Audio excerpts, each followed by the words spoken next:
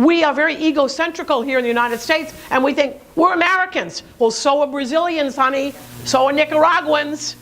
So we have to say we're from the United States. I've had to sort of bring that into my vernacular, bring that into my speech, so that I don't offend other people who are also Americans. Anybody who lives in North or South America are Americans, and they consider themselves Americans. In fact, the name of Mexico is not Mexico, it's the United States of Mexico.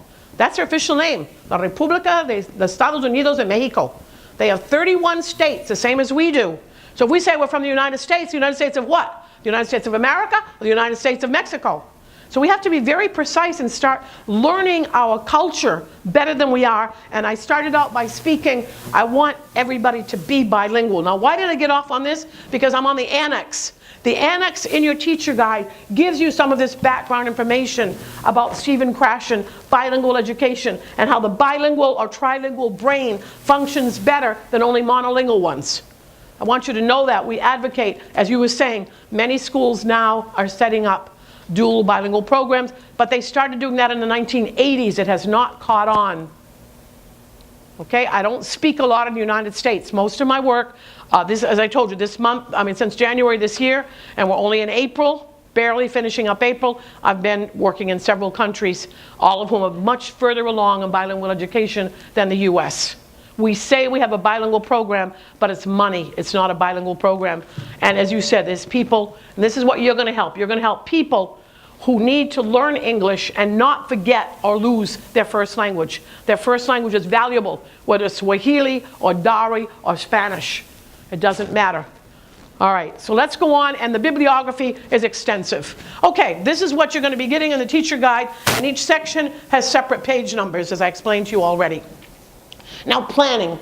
Those of you that work in a school system, some of you, I know that the Mormon, we're very thankful for you helping with the training and the development of what we're doing. And some of you also work for school systems, like you're a certified teacher, I presume?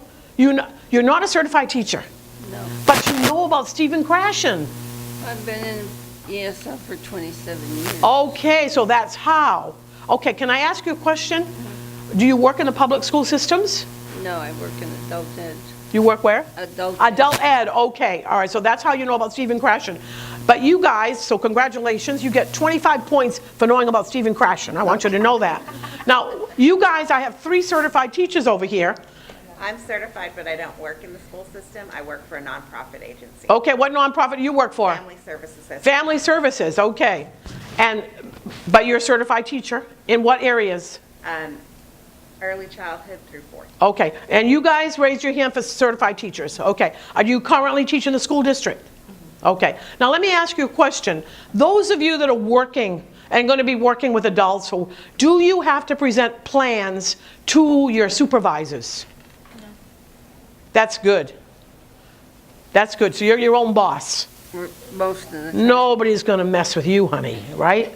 I can tell. 27 years of adult education. So what we have here with planning is for you. Planning is extremely important, but it's only for you. I am like an autonomous, I'm the evil supporter of teacher autonomy. Because when teachers have to report things and somebody's got to check your plans, oh, I don't like this and you should do this. No, that takes away your autonomy. Every time your autonomy is taken away, it takes away a chunk of your initiative and your creativity. I want teachers to have initiative, have creativity. So the planning is set up extremely simply. And if you have to show it to somebody and they say, oh no, you got to do the objectives, the sub-objectives, the terminal objectives, forget it. Tell them that was in the 20th century. You're in the 21st century, okay? And say, Elaine Gallagher told me. Who's she? Oh, she's the rebel of education in Texas, okay? That's not really true. I'm the rebel of education in Brazil also. But I am also in Ecuador, but okay. Those are the kinds of things we need to give teachers power. So let's look at planning. In planning, you only need 3 things. You do not need sub-objectives and terminal objectives and all of these things. And some school systems require teachers to actually write the Texas essential element and skills number like A123 in parentheses, B21C X in parentheses. When I was a public school teacher in Texas, and I always worked, almost all my career has been in public schools, we were supposed to write those things on our plans. Me write those things on the plans?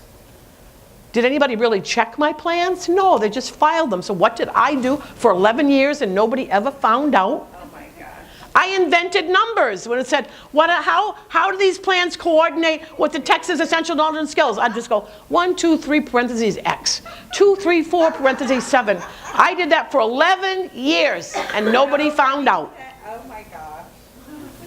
Now you think they're going to take away my Texas retirement? Nope. Especially, and now I'm going to brag, my 8th grade kids in Clark Middle School, 6 years in a row came out #1 in the exams for science in the state of Texas. Okay? Why? Because I was teaching. I wasn't having to memorize. And the superintendent gave us these big fat notebooks that we were supposed to practice 20 minutes of every class period, practice for the exams. I said, no way, I don't practice for exams. I teach. If you know the material, you can pass the exam without studying. You know the material. And Mrs. Palaio, my principal, who now lives in Austin, she's retired, she can vouch for this. She said, but Elaine, the superintendent said, you have to do this. I said, well, guess what, Mrs. Palaio? What? 30. Thank you. What part of no don't you understand? I'm not going to do it. She said, you never give up, do you? I said, no. She said, well, don't tell the other teachers. I said, of course not. That's the first thing I'm going to do when I get in the teacher's room. Guys, stand up for yourselves. But they were all afraid. They were afraid to get in trouble. My ultimate answer to anybody in education is, if you don't like it, you can fire me. If you don't like it, look for somebody new. Yes or no, Miguel? How many times have I said that to Matt? Too many. I'm still here. They'll find somebody someday, but that's okay. So the idea is, Mrs. Palaio told me, she said, next year, if your kids don't do well on the test, you have to do it. I said, fine. My kids came out #1, no joke. They wrote us up, after 3 years of top exams, they wrote us up in Education Week newspaper out of Washington, D.C. Why are these kids doing so well in 8th grade science when the teacher's a rebel and she doesn't teach to the test? And my answer to them in the interview was, precisely because I don't teach to the test. I teach science. I was teaching physics, chemistry, and biology to kids who were non-native English speakers. Okay? Some of my kids only knew Spanish, and I was teaching them in English by using a lot of descriptives. This is what planning, you only need 3 things when I was planning. You need to know the content. What are you going to teach? So, for example, you open up the teacher guide, it'll say, page 1, content. Introduce the alphabet, for example. The process, what is the teacher going to do? The teacher will say the alphabet, students will repeat. And the product, what is the student going to do? And the student will be able to repeat the alphabet. For example, that's as simple as that. TW stands for teacher will. SWBAT is student will be able to. This has been in Texas since, in many, many states in the US, these symbols, these letters TW and SWBAT, this has been in education for at least 30 years. We still use it. It's shorthand. Student will be able to.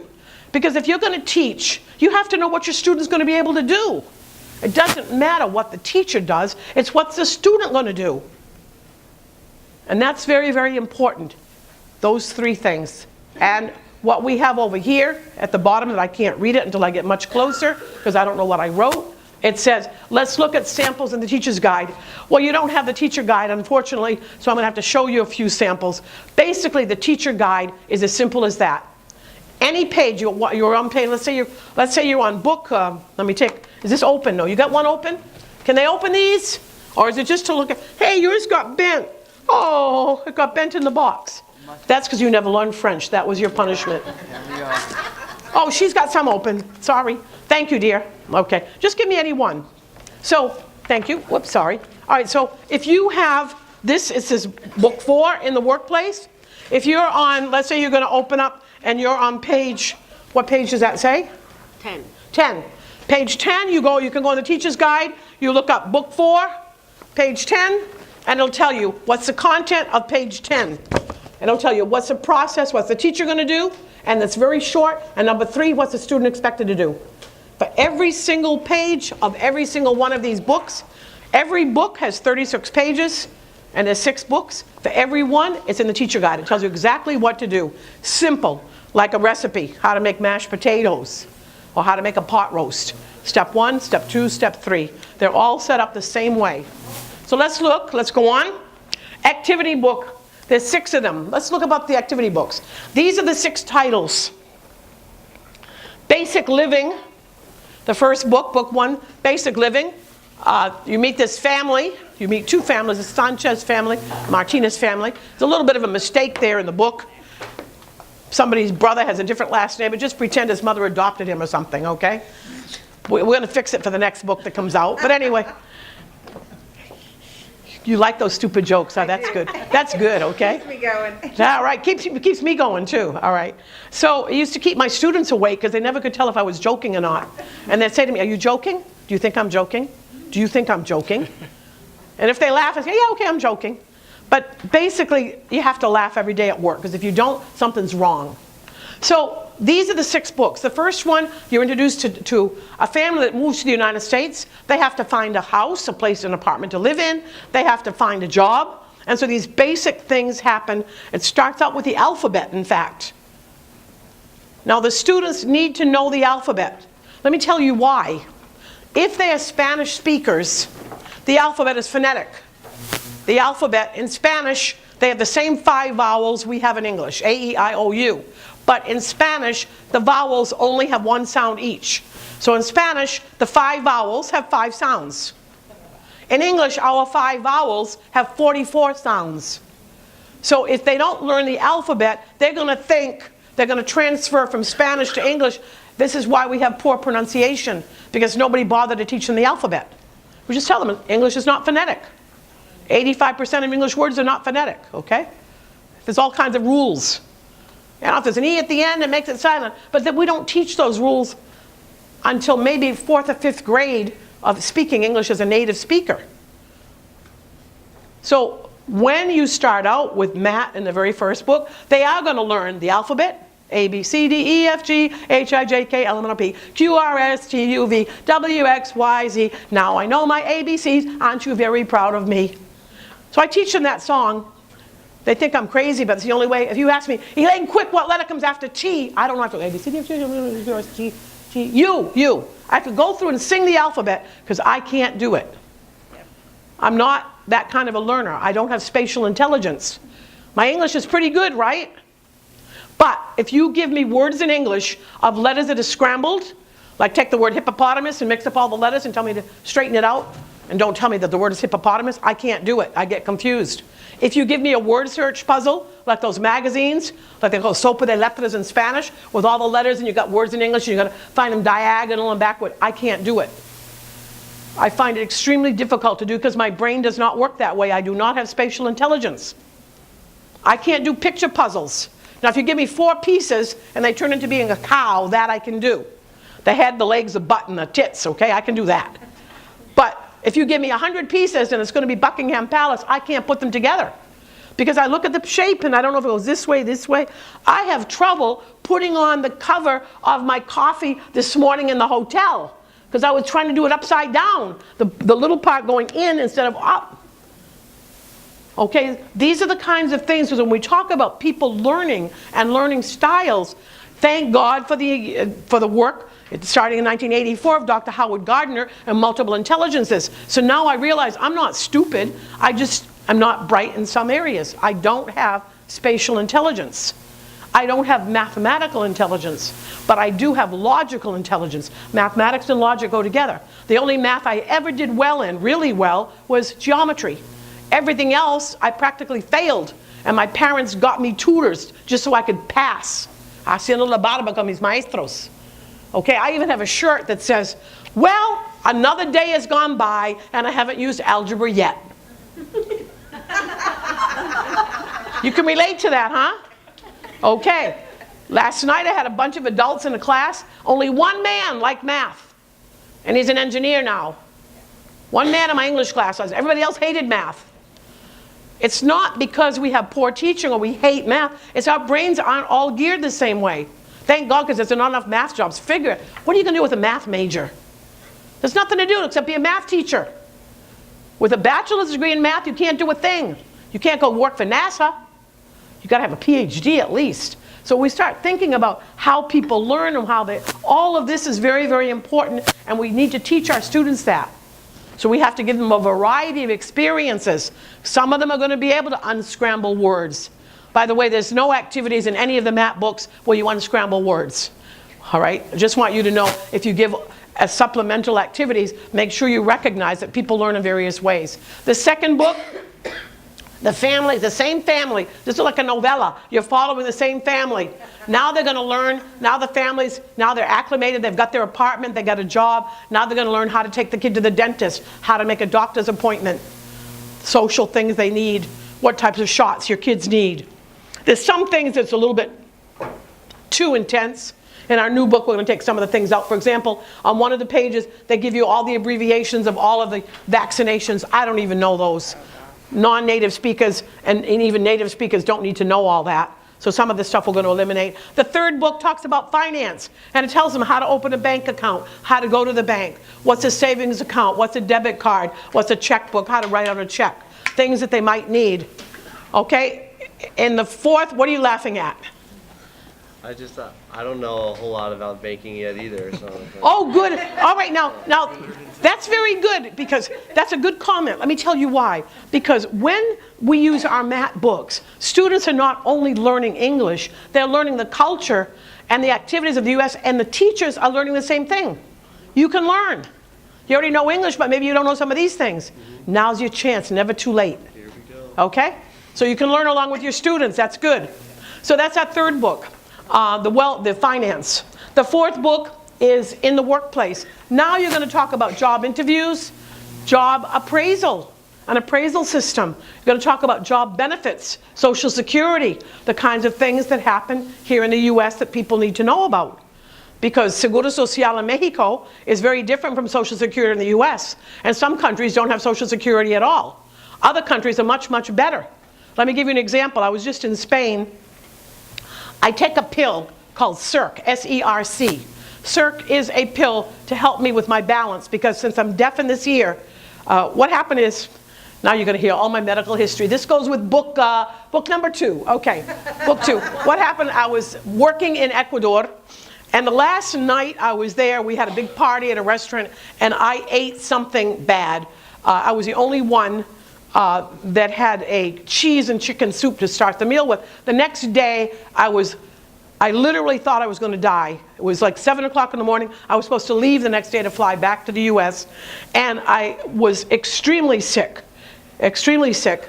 I had to call the front desk and ask for a doctor. They had to send an ambulance, et cetera, et cetera. What happened is I was in the hospital in Quito, Ecuador, for 8 days with salmonella poisoning. And at that time, I got a virus in my ear, which made me totally deaf. Okay?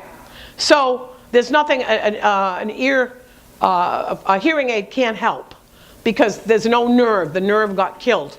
All right, so that affects my balance. So I have to take a small pill called CERC, S-E-R-C. The United States does not sell CERC. Why? Because there's no economic benefit to any drug company, so they don't produce it. It's sold in 91 countries in the United States, including Canada, including Mexico, including Spain, Brazil, all over the world. They don't sell it here. So I have to buy it in Mexico. In Mexico, one small box of CERC, not small, but one box of CERC for a month's pills cost approximately 900 pesos, which is around $20 approximately. I ran out of CERC when I was in Spain. There was a drugstore right next to where we have an apartment, so we went to the drugstore to buy some more CERC. I paid €2 for a 2-month supply. In other words, €2 is about $2. The euro is only 1 to 1, 1.1 euro to $1. No, $1.1 to €1. So the pills in Spain were about 20 times cheaper than Mexico. Why? Because Spain's Social Security system is 100 times better than what we have in the U.S. In the U.S., if you have catastrophic illness, you don't have to pay anything for your medicines. But if you're earning any kind of money, including Social Security retirement, you do have to pay for your medication here. So what I'm getting at is these kinds of things your students are aware of if they come from other countries. And if you're not aware of them, the United States system is brought out in the MATT books, and I would suggest that as a teacher, look up a few things. If you have students from Somalia or students from Canada, which is also more socialistic than the US, where medicine is cheaper. If you look up Mexico or Finland, so that you will be familiar with the kind of Social Security in the country where your students live. Because that helps make you more credible as a teacher, so that you know what you're talking about. That's all, that kind of stuff is brought up in book 4, in the workplace. And the benefits, job benefits. Book 5 about education teaches your students about the educational system in the US. Primary school, which is kindergarten through grade 5, middle school, grades 6 through 8, and high school, grades 9 through 12. Last night, one of the men asked me in class, he said, what's the difference between primary school and elementary school? And I had foreseen that question, given the fact that I've been teaching for 100 years. And so I already had it ready for him to show him that primary and elementary mean the same thing. I already had, for example, middle school and junior high school are the same thing. In Mexico, they call that secondary. Why? Because in the US, secondary for us is high school. In Mexico, secondary is middle school. Or let me tell you why. In Mexico, primary school, primary first, goes from grades 1 to 6. And that was it. Everybody had free primary education. Then when they added more grades, they called it secondary because it was primary, secondary, right? Okay. Now, just now, like 3 days ago, Mexico announced that now high school is going to be free. Before that, kids had to pay matriculation fees to enter high schools and book fees and stuff. Now high school in Mexico is going to be completely free starting in August. In the US, however, our primary, our free education originally went from grades 1 to grade 8. And so secondary for us was high school. That's why that terminology you're going to need to explain to your students. If you don't know it, that's why I'm introducing it now. And I do explain it in the teacher guide. I give you a little bit of background information so that you can know this. So you'll be familiar with, because probably 38% of your students are going to be Spanish speakers. At least that's the national statistics. In Texas, it might be higher than 38%. The last book is the hardest book, and that is the one preparing them if they're interested in being a US citizen. If they're not interested in being a US citizen, it doesn't matter. But at least it shows them the process, and it gives them information of how you become a citizen and some of the forms you would have to do. Now, what I have here coming down here is that each book gets progressively more difficult. So that it says down here, each one is a bit more difficult than the previous one. They range in difficulty from A1 to B2. Now, let me ask you, do you know what A1 to B2 means? Yes or no? No. Good, because if you knew everything, I wouldn't have a job. Okay? Because that's what I'm going to teach you today, so you can understand what's happening in the rest of the world that's not yet happening in the United States, except where I speak. Because unfortunately, nobody's doing it. And I'm going to explain that to you. Basically here, when we talk about these 6 books, I want to make very clear to you, many of school programs, not all, thank goodness, many school programs have levels. They put some kids in, some adults or kids into book 2 or book 3. Don't do that. Don't be tempted to have levels. Research shows that when you have levels in language acquisition, like principiantes, beginners, intermediate, advanced, and put kids into there, what happens is nobody progresses as much as they should, even the advanced ones. These books are geared to start out with book 1 and go through book 6. Now Miguel, even though he's a salesperson, a sales rep for MATT, he's also a teacher. Okay, Miguel, tell them how long ago you started with your group of adults that you had that I worked with last night for the first time, and how long they've been working with you. I'm working for Southwest ISD. This sounds like I started teaching the class of 15 students on January 26th. It's been around 4 months. We're currently on book 5 education. We're finishing each book has 3 lessons. We're finishing 1 lesson. And what did you tell them what book you're on now? I'm having trouble hearing you. Book 5. They're in book 5. So I was surprised last night because some of his students had actually started with 0 level English. No English at all.